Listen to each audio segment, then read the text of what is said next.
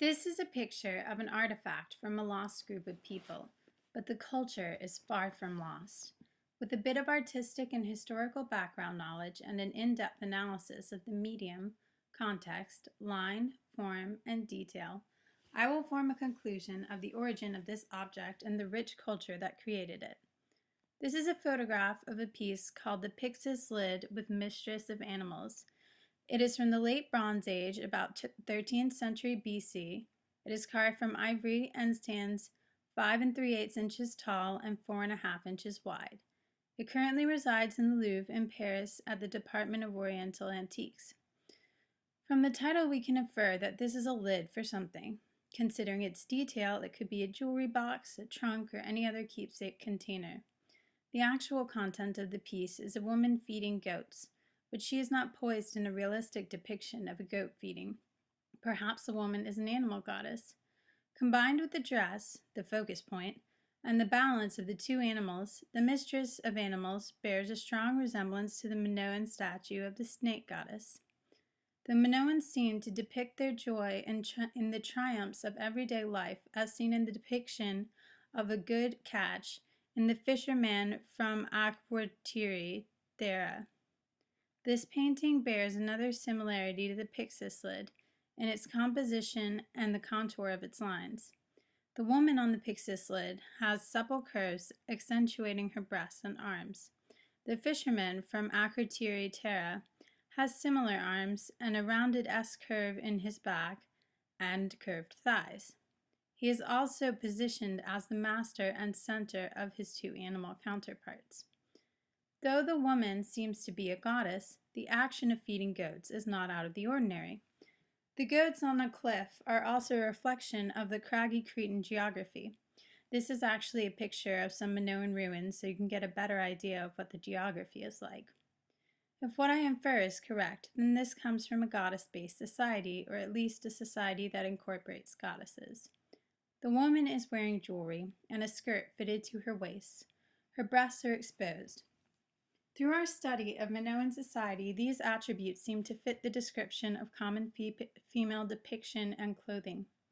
This is a fresco of some typical Minoan women found on a wall in Knossos.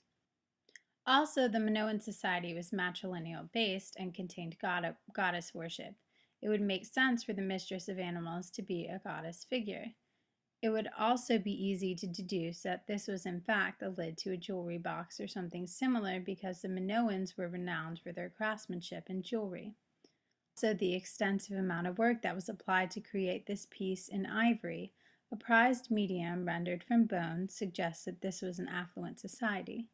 This is an ivory carving of a bull jumper found at the palace in Knossos.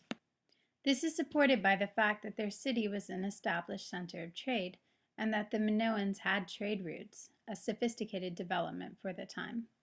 All of these things, combined with the soft curves of the human form and the detailed patterns in the hair and on the skirt, lead me to believe that this is a piece from the Minoan society based in Crete. Now that I've analyzed the object and given my hypothesis, let's see what the Metropolitan Museum of Art gives us as a definitive definition. They say, this masterful ivory carving depicts the Mistress of Animal offering palm fronds to two rampant goats in a mountainous setting defined by the hillock beneath her feet, and the scale patterns on her garment and the partially preserved circular border. Found in a tomb at Minet et Baida on the port of Ugarit, it adorned the circular lid of a cosmetic box. The voluptuous goddess's twisting posture, elaborate flounced skirt, and distinctive seat with concave sides recall Minoan ivory carvings. Ivories depicting similar divinities have been found at such sites in Mycenae and Cydonia. The theme of divinities controlling and nurturing wild animals derives from the Near East. And this remarkable work, melding Eastern and Western traditions, captures the artistic currents that reflect the internationalism of the late Bronze Age. So my analysis of the object was a pretty accurate one, but there were a few things I ignored. The fact that the Minoan people were traders meant that they were constantly absorbing other cultures. Their writing was influenced by Egyptian hieroglyphics, and obviously their burial practices were too, since this object was found in a tomb. The Egyptians filled their tombs with precious objects that they thought the deceased would need in the afterlife. The ornate details on this cosmetic cover make sense on another level because the Minoans surrounded themselves by art. We need to look no farther than the ornate patterns on the walls at the palace at Knossos to validate this. The Minoans were a society that valued pleasure.